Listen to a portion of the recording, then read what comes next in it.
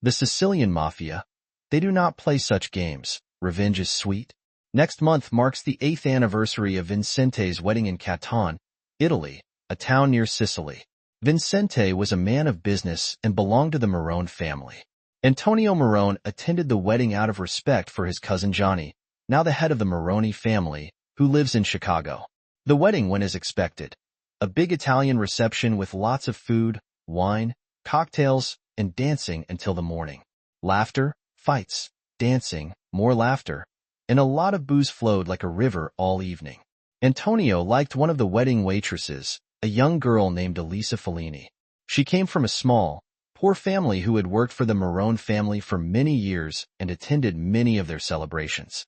They served at weddings, cleaned houses, and did odd jobs when needed. The Morone family was generous, respected, and feared by the locals and villagers in the area. Watching the girl all evening, Antonio came to the conclusion that she was exactly the type of woman he was looking for. A young, pretty, innocent girl who knew her place and would be happy to end her current hard life. Over the next week, Antonio took care of the young woman with the blessing of the family.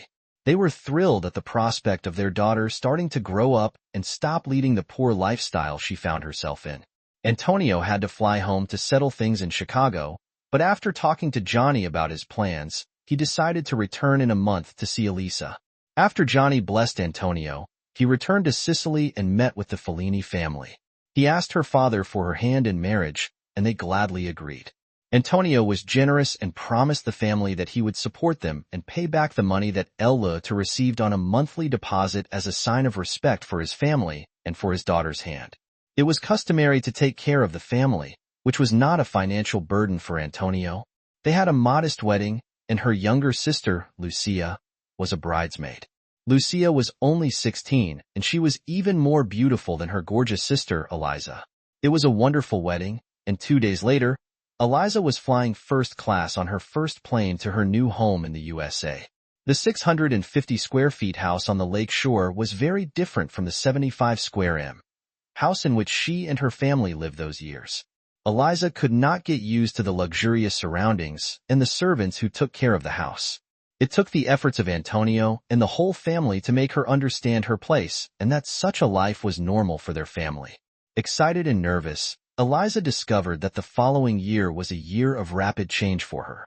She had to improve her English, learn new customs, and come to terms with the fact that she was no longer a servant from the lower class but the wife of Antonio Morone. Her cousins and extended family helped her adjust to the American lifestyle, and soon she was completely immersed in shopping, visiting beauty salons, and planning dinners with the help of servants. Eliza was happier than ever. Antonio couldn't be happier because she was exactly what he hoped for in his wife. True to his word, Antonio took care of her family who stayed at home, visiting them twice a year with Elisa over the next 5 years.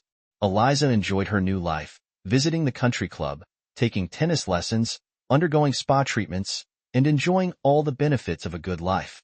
Her family back home also prospered thanks to Antonio's generosity and was able to move into a larger house with more luxury than they had ever dreamed of, thanks to their little daughter marrying a member of the Morone family.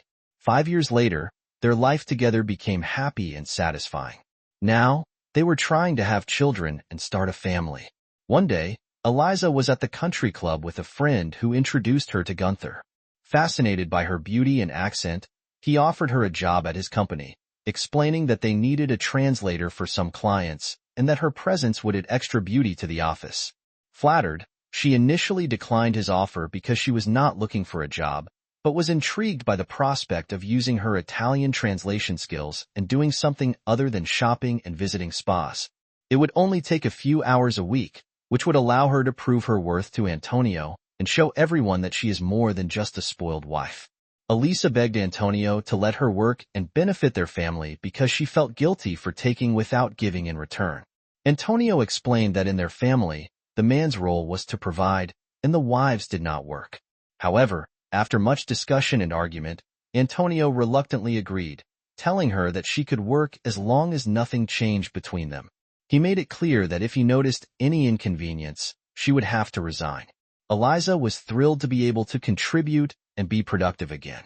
Although she liked the diva lifestyle, She lacked the single-mindedness that comes when she serves and contributes to a common cause.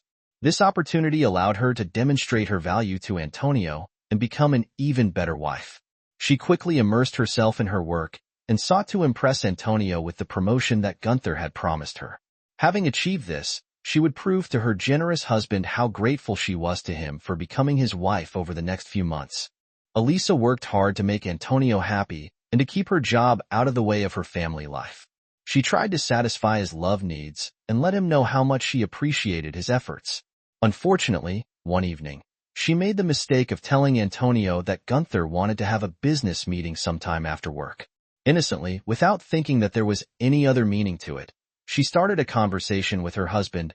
"Honey, Gunther wants to meet for dinner after work this week to discuss my job and possible promotion. I know you don't like me working, but you know how much I like it and how proud I am of it. Does he want to invite you to dinner, just the two of us?" This was the first time he had a suspicion that there might be problems, and he decided to find out a little about Mr. Gunther. "Yes," he said. "He was too busy at work and needed to be alone with me to discuss my promotion." Smiling and remaining calm, Antonio replied, "Darling, you are not going to dinner alone with him." The end of the story. If he wants to discuss your work, he can do it in the office. If he has any problems with that, tell him to call me. I don't want to hear about it anymore. Do you understand that? That was the last time she raised the issue, and life went on as usual. No longer asking questions about face-to-face meetings with her boss, Antonio did a little research on Gunther and didn't like what he found out. He decided to monitor the situation more closely. He was going to talk to Gunther at the upcoming New Year's Eve party and let him know that he did not approve of personal meetings with his wife after work. Antonio's nightmare. It was a week before the party and Antonio was already tired of listening to what a wonderful boss she had, and how glad she was that they would go to his New Year's Eve party at his house. All the girls told her what amazing parties they were, and she wanted to have a good time. She bought a beautiful and elegant dress, attended treatments at a beauty salon, and looked like a movie star when Antonio entered her dressing room. He was charmed by her beauty, kissed her in the most passionate way, and said, "I love you, Mrs. Marone." She returned the kiss and giggled in response to his compliment. "You look very attractive in that tuxedo, Mr. Marone, and I love you too." He ordered a limo to go to the party because he didn't want to drink and drive on a cold Chicago night. There were record high winds and low temperatures that night, and Antonio didn't want to deal with any problems with the car. Antonio knew all about Gunther even before he showed up at the party. A background check revealed the fact that he was a former military man and worked for the Blackwater Secret Unit, which is known to hire mercenaries for its work. All the information indicated that Gunther was a bad man who did bad things for the government, and he should not be taken lightly. Antonio had a bad feeling about this guy, and he was going to pay close attention to him. Evening at the party, Eliza willingly introduced her husband, Gunther, a tall man, over 2 meters tall and weighing 130 kilograms. Antonio was almost 20 centimeters shorter than him. Shaking Gunther's massive hand, Antonio felt like a dwarf, instantly recognizing in him something more than just a potential rival. His intuition sharpened when he recalled several conversations over the previous months about Elise. Having lunch alone with her boss until he made it clear that it needed to stop, she said it had stopped, but one can only hope that she is telling the truth. Gunther had a large estate of several hectares of land. It had more than 15 bedrooms and all the amenities that his position required. Blackwater was known for his covert operations, which always seemed to involve illegal substances and cash. Antonio could smell the money coming from this place.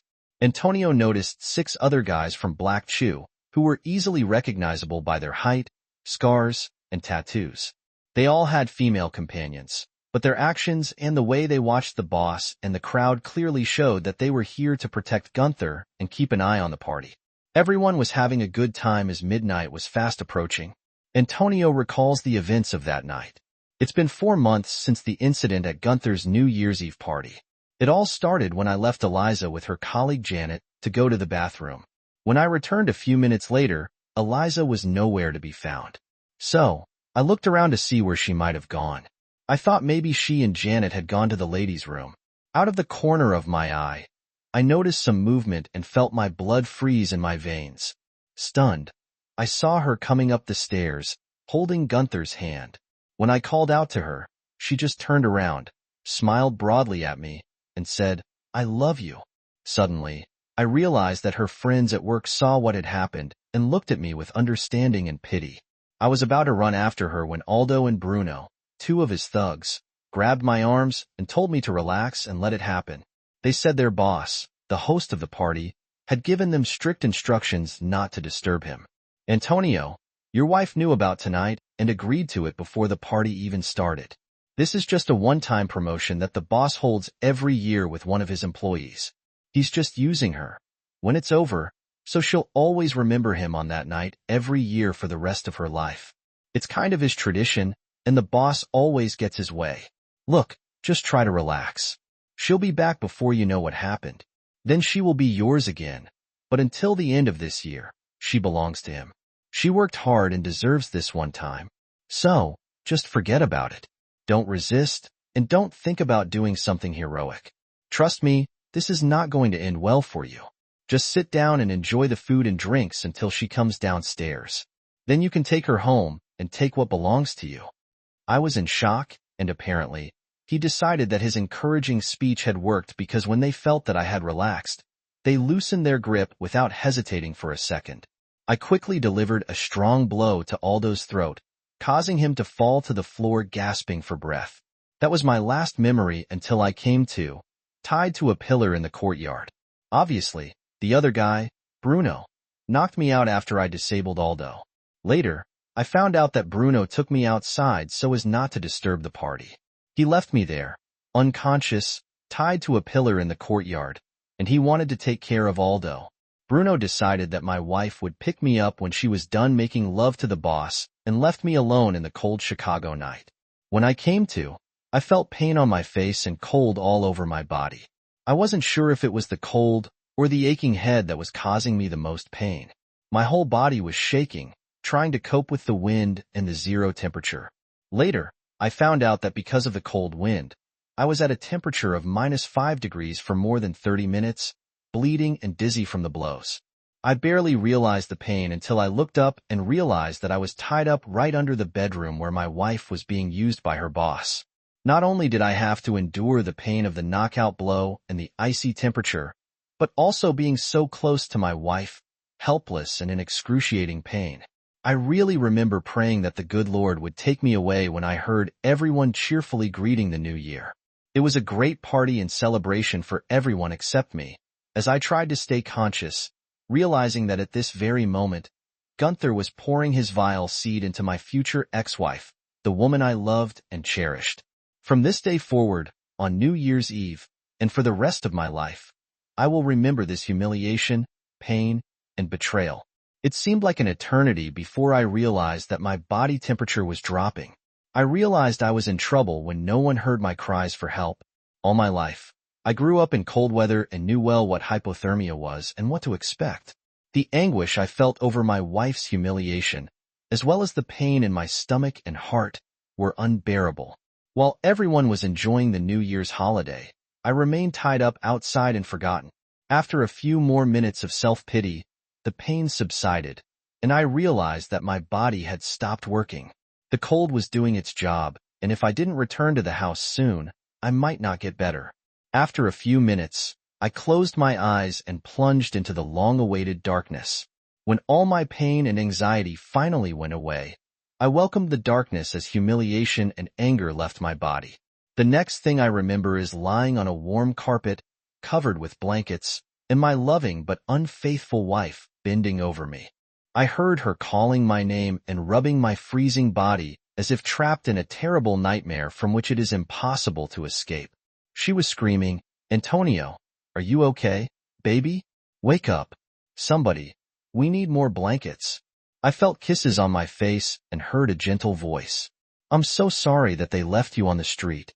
They should have taken care of you. I'm so sorry. Please forgive me. I love you, baby." Her words sounded like something from a distant memory, said by someone I once loved and cherished.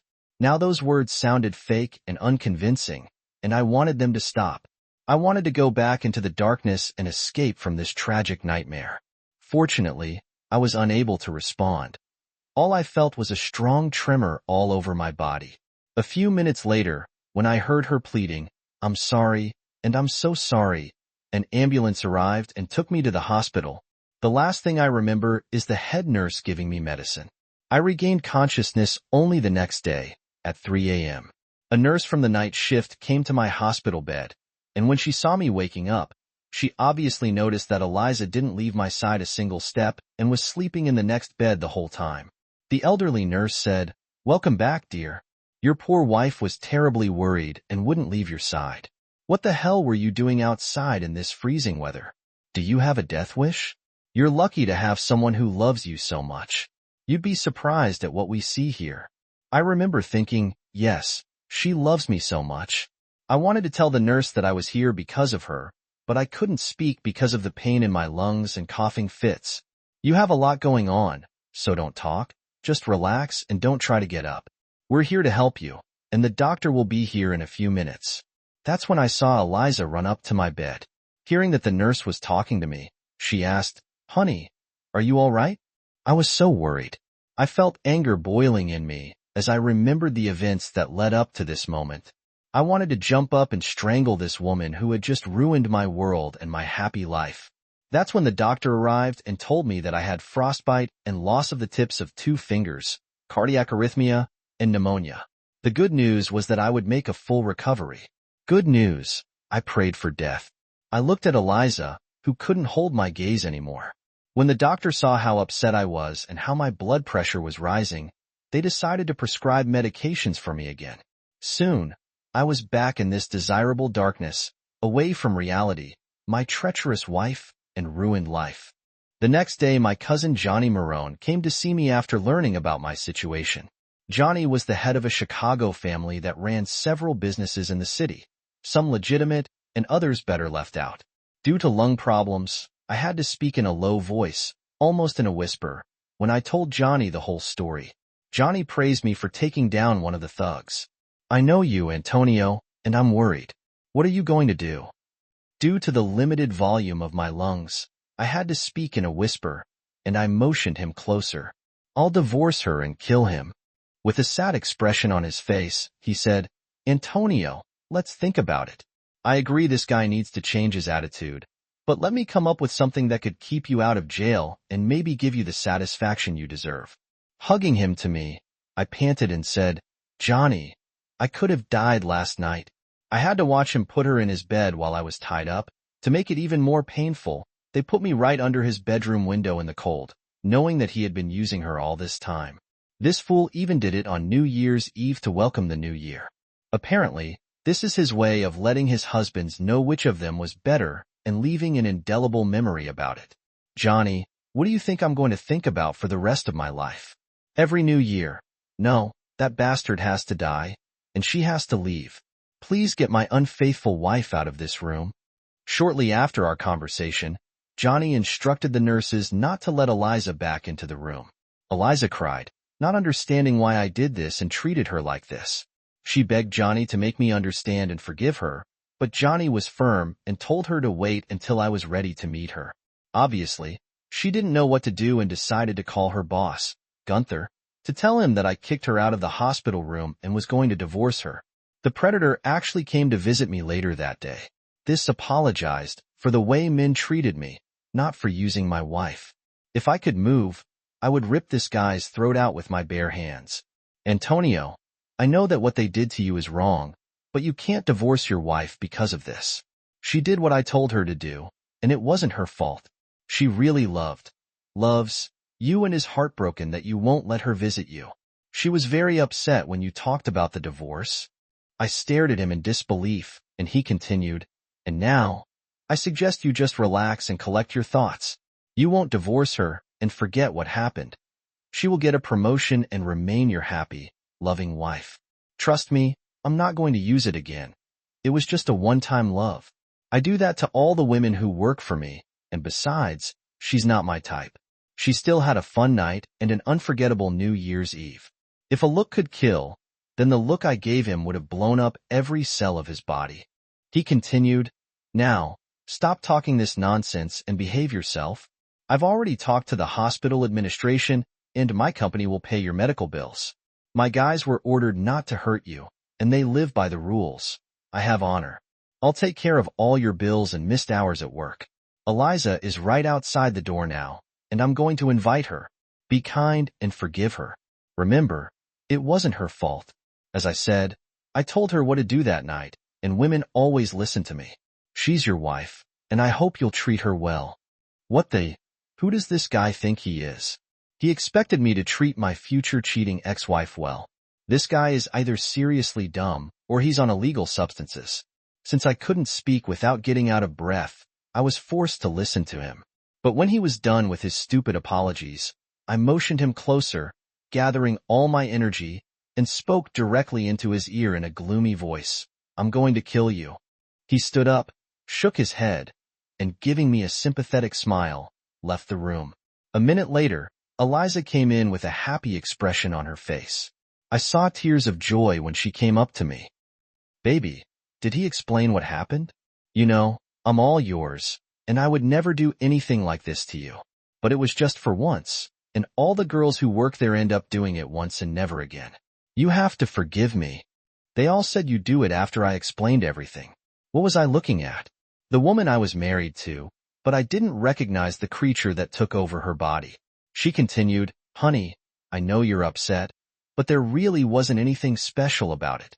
I mean, I told you he wanted to see me. I know how you felt about it, but he convinced me that everything would be fine, and you'll understand when you find out that he's going to promote me. You can't divorce me. We will have children, and we will always be together. I didn't say a word, not because I couldn't speak, but because I just had no idea what to say to this alien creature who pretended to be my wife. Finally, I said only one word, divorce. As if executing a computer program, she simply repeated, No, you can't do that. We love each other, and what happened was just a one-time event. He told me he explained it to you a few minutes ago, so you know there's nothing going on between us now. Just relax, and I'll take you home when you're discharged. I'll fix it, I promise. I was still having trouble breathing because of the pneumonia, but I looked at her again and just repeated, Divorce? She started crying and ran out of the room, leaving me stunned by her actions. Did I get into the Twilight Zone by mistake? When we went to a party, how could things have changed so quickly? A few days later, while I was still in the hospital, Johnny and his wife Grace visited Eliza to check on her and listen to her version of what happened. After exchanging pleasantries and a few cups of coffee, Johnny started a conversation. Elisa, Antonio told me what happened that night, and I wanted to hear your version of events again. She couldn't look Johnny in the eye and, lowering her head, said, It's okay, Johnny. I made a mistake. I listened to my boss and did something stupid. Elise, my cousin, told me that you and Gunther made love when he was tied up in the same house, and besides, everyone there knew what was going on. Is any of this true? Well, yes, but it was supposed to be just a one-time event. I would have gone back to him in less than 30 minutes to celebrate the new year and my promotion, but as you know, that didn't happen. I understand. So you were upstairs in your boss's bedroom and committed adultery while your husband was detained downstairs, and eventually left out in the cold while you spent New Year's Eve in bed making love to your boss. You left your husband alone and subjected him to such humiliation that no one could understand. Do you understand why he might want to get a divorce? Eliza curled up on the couch and just started crying, begging for forgiveness. Grace calmed down after an hour and several cups of coffee before they left the house, saddened by the result of their meeting. 5 days later, Johnny wanted to deal with the situation himself. As mentioned earlier, the family had several businesses, some of them legitimate and some shady. One of these enterprises was a tattoo parlor called Ink Spot, located in a disadvantaged area of the city. It was there that the limo driver took Gunther, who was almost unconscious an hour before Johnny dropped him off at the Ink Spot. Johnny's limo was parked outside Gunther's office, waiting for him to get out at 6 p.m. He left the building and saw Grace dressed in a very short skirt and an open top, which had a beautifully decorated plaque with his name on it. He liked what he saw, and out of curiosity, he approached Grace and asked what was going on. Before the meeting, Johnny instructed his people to do some field work and find out everything about Gunther's company and who he reported to. Armed with this knowledge, they began to implement their plan. Gunther didn't take his eyes off Cleavage Grace, who explained that the boss had set up a dinner meeting for him. "Mr. Walton is waiting for you in the limo. This way, please," she said, pointing to the open door. Without hesitation, he headed for the waiting car. The second the big guy got into the limo, he was hit by 80,000 volts from the taser that Mario was holding. Grace walked away, returned to her car, and went home to find out how everything went. When the big guy woke up, he was unhappy.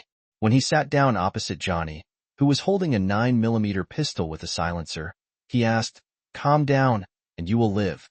Don't give me a reason to kill you. Who are you, and what is going on?" Johnny replied, "My name is Johnny Marone, and my cousin is Antonio. I assume you know his wife, Eliza."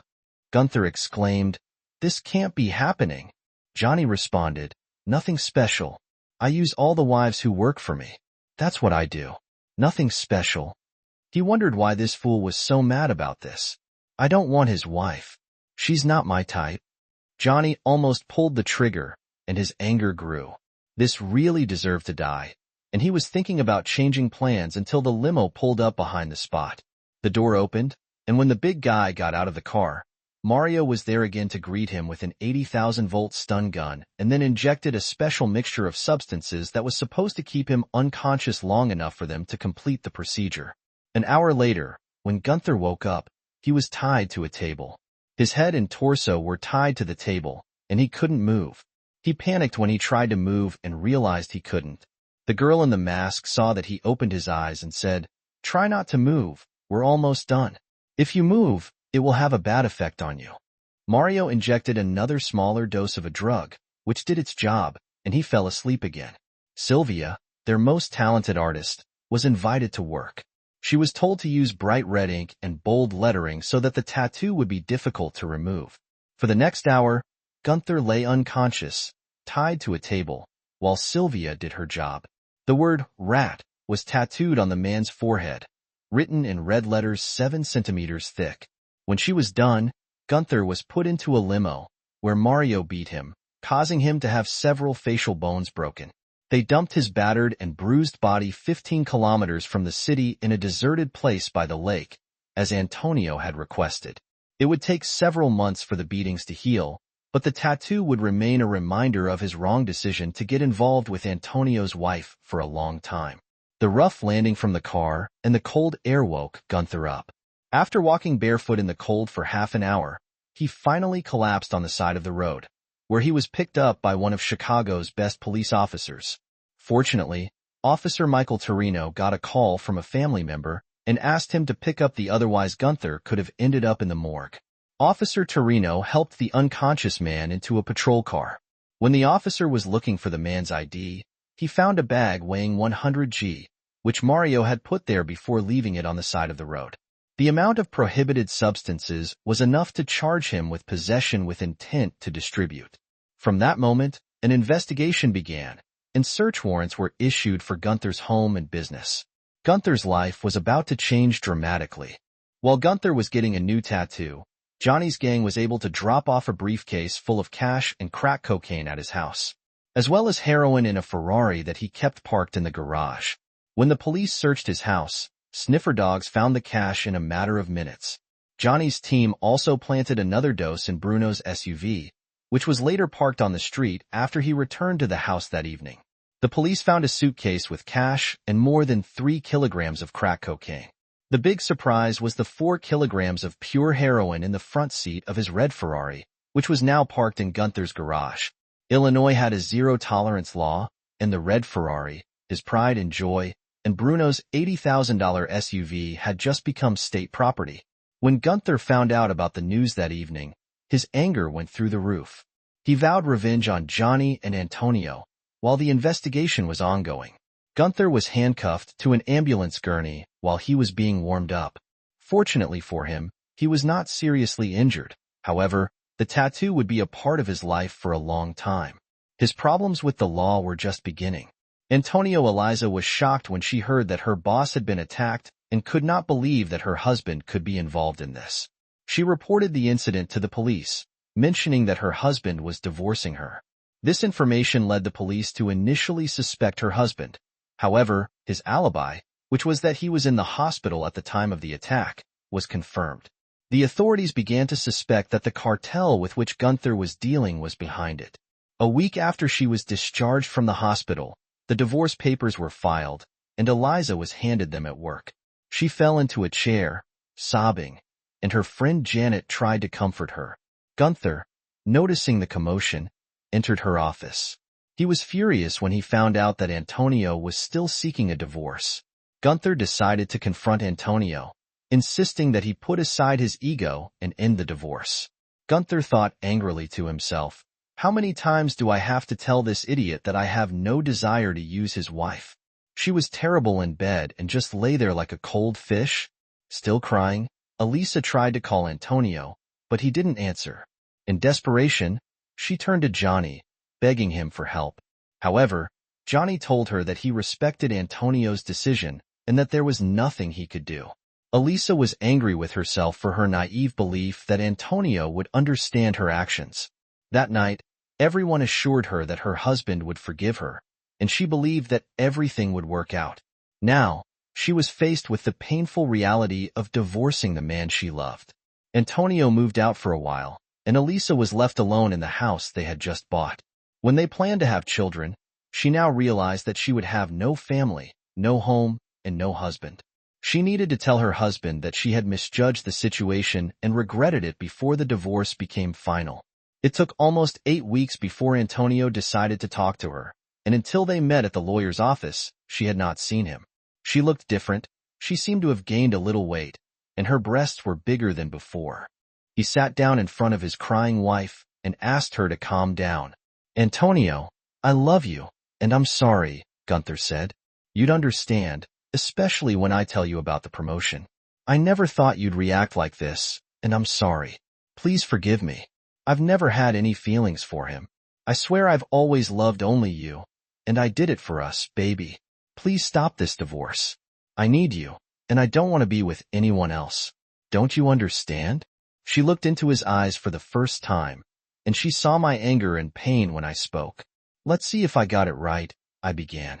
"For weeks before the party, you told me that your boss wanted to invite you to dinner, and I said no. I didn't let my wife be alone with another man, and you said you understood. For weeks later, you're holding his hand as he leads you to his bedroom, and I'm forced to watch the woman I love give herself to another man.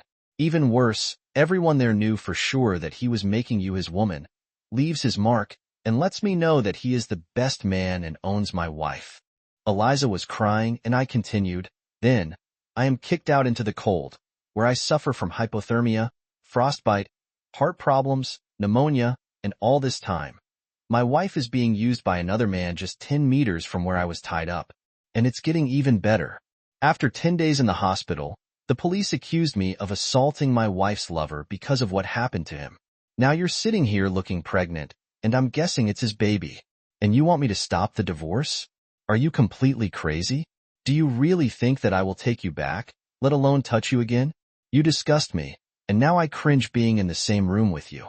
She begged, "But I've never felt anything for him. I just did it after he told me that you would understand because you knew how much I wanted this promotion. No matter how hard I tried, I couldn't contain my anger. You knew I didn't want you to work from the very beginning. We didn't need the money, but I let you have your way. So tell me, were you thinking about me when he used you on New Year's Eve? Damn New Year's Eve. For the rest of my miserable life, every year, every New Year's Eve, I will remember your betrayal and what was done to me that night. Do you have any idea how painful this is and how it's going to affect me for the rest of my life? You remember a great love affair with your lover, and I worry about how I was beaten, betrayed, and left to die on a cold Chicago night. It's over between us, and you can rot in hell. I don't care. I advise you to have an abortion before it's too late." Having said that, I felt awkward because I realized that her religious beliefs forbid abortion, but she started this mess herself, and now she just has to live with the consequences of her actions. Tears were streaming down her face as my words hit her like a hammer on the head, and she said, in an angry voice, "I'm not pregnant." Of course, she was indeed pregnant, and the test showed that I was not the father of the child. This was now serving a 20-year sentence and would not be able to see his child or support my cheating ex-wife. After several meetings with Johnny, we decided that the best way out was to send Eliza back to Sicily to her family.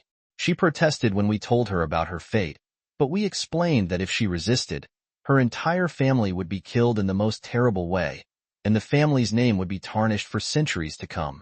Our message was clear: never mess with your family. As compensation from her family for her bad deed, her younger sister Lucia was sent to the States to take Elisa's place as Antonio's wife. He found the younger version of Elisa to be more energetic and great at making love. Elise returned to her small family home to raise Gunther's child alone. As family and friends shunned her, lacking support, she was soon forced to get a job as a maid and take any other job she could find. The townspeople turned away from her, and many were afraid to make friends with her, fearing that it would show disrespect to the Marconi family. The luxurious life she once led was gone, replaced by a living hell from which there was no escape. She was raising an illegitimate child whose father never left the prison cell. She had lost everyone she loved, including Antonio, and cried every night knowing that her sister was now with a man she loved and whom she would never see again. Lucia, on the other hand, turned out to be cruel and had a short-tempered Italian temper, refusing to tolerate any from Antonio. Their relationship was marked by mass fights, smashing dishes, and even police intervention, but always ended with making love. Elisa, the quiet, unassuming woman Antonio once knew, has now been replaced by an ardent partner whom he loved even more. Their personal life was exciting, and they both fell head over heels in love with each other. Over the years, they quarreled like a cat with a dog, but together they created a wonderful family. The judge who tried Gunther's case was a family friend. He had heard rumors that Gunther had to pay for his sins. True to his word, the judge not only confiscated Gunther's Ferrari but also allowed the state to take ownership of his multimillion-dollar house and all his financial accounts, which, as the court found, were clearly used for illegal trafficking of prohibited substances.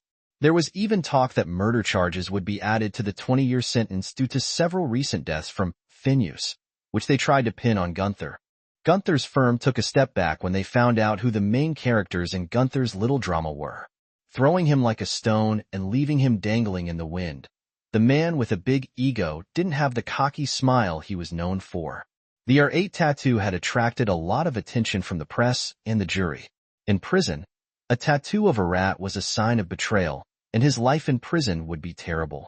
Even big people become noticeable in prison, and over the years, Gunther has been repeatedly stabbed and beaten by various groups. 20 years in Menard is a hard time. After the first year of imprisonment, Gunther lost several teeth and terrible scars appeared on his face. He lost a testicle, a kidney, and was constantly limping. No one trusted the rats, and he led a hellish life behind bars, alone and constantly waiting for another attack. It wasn't like his rockstar lifestyle at all. A year after the sentencing, Antonio visited this in prison. His face contorted when he saw that it was Antonio. If he could break free, he would kill him with his bare hands for what was done to him. Seated at a table, with his legs and arms shackled, he sat down opposite. Enraged, Gunther began, "You're a jerk. Do you have the nerve to come here? Here you did this to me. You planted these illegal substances and framed me. That's what I'll get you for, and make you pay." Ignoring his outburst, Antonio calmly said, "Karma is a fool, so Gunther, tell me, are you happy with how your plan worked? Do you remember the one where you used my wife to show me that you were the best man? How did it work? You know, you're probably the dumbest person I've ever met because you got involved with the Marone family." Tony grinned at him and said, "I see you've made new friends. How do they like your tattoo? You still haven't thanked us for that, but that's okay. Don't thank me." Grinning, Antonio continued, "Gunther, we're going to make your life a living hell inside the prison. You have a lot of friends and a few family members there with you. They swore to make you pay for what you did to me and for the disrespect you showed my family."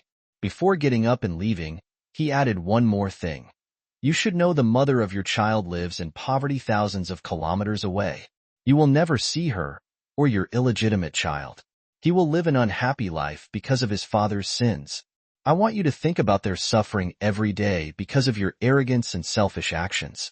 Oh, and be careful. They told me you were about to become someone's fool, and all this for one night with my wife. Think about it every New Year's Eve for the rest of your miserable life. 6 months later, Antonio stood on the steps of the courthouse with his lawyer, bidding for Gunther's estate and a Ferrari that the state had put up for auction. Knowing the right people in Chicago proved that there were ways to organize an auction. That day, Antonio finally took revenge by winning an uncontested auction for pennies against the dollar, and now he was the owner of Gunther's property and his pride, a red Ferrari. The judge involved in the case, the police officers, and the clerks all received a generous Christmas gift that year. In return for their respect for the Marone family, Antonio quickly arranged with local newspapers to publish an article with photographs of him and Lucia in front of a Ferrari parked on the estate. The article welcomed them as new owners and contained a brief history of the criminals who previously owned the property. This story humiliated Gunther, portraying him as a fool and a vile thug who profited from illegal substances that destroyed countless lives, and did not mention his love affairs. Several copies of the article were sent to Gunther, knowing that now that Antonio owns his estate and cherishes the Ferrari, it will drive him crazy. Although, one of the thugs from the party was never able to fully restore his voice and lived with a damaged trachea for the rest of his life. Meanwhile, Bruno was convicted of possession of prohibited substances with the aim of distributing them, found in his SUV. He was sentenced to 15 years in prison and was subjected to treatment similar to that of his superior during his incarceration. Antonio had minor lung damage due to pneumonia, which he suffered at a party, and the 2 missing fingertips reminded him daily of that nightmare on New Year's Eve. He wanted nothing to do with his ex-wife, Elisa, Lucia's sister, and in fact, erased her from his memory. However, his indifference to Eliza and her child infuriated Lucia, which led to constant conflicts. After numerous fights and dodging the plates that were thrown at him, Antonio realized that he had to do something to put an end to Lucia's anger. Eventually, he called Johnny, and they decided to review the situation. With Eliza, Lucia calmed down when Antonio announced that Eliza would no longer be treated as an outcast from society. They got her a well-paid job as a maid in one of the Marone family's houses, which allowed her to earn enough to provide herself with housing and raise a child in the best conditions. It was a small gesture of mercy that would affect the rest of her life. New Year's Eve became a time for her to reflect and regret her actions, after she became a victim of Gunther's manipulations. After several months of reflection, Antonio realized that Lucia cares about her family no less than he cares about his own. He also knew that if Lucia made conciliatory love one more time, he would have a massive heart attack. Lucia had indeed given him a beautiful daughter, whom they named after her mother, Isabella. When Eliza heard about the birth of Isabella Marone, she fell into a debilitating depression, experiencing unimaginable grief over the loss of her husband, her happy life, and a father for her son. Her reputation, an illegitimate son, scared off all fans, leaving her future bleak and lonely. When the whole Gunther story surfaced, the husbands of 6 of Eliza's friends filed for divorce. The consequences of that night were enormous. They influenced the lives of many people and became a topic of conversation for many years to come. The worst kind of pain is betrayal because it means that someone was willing to hurt you just to feel better.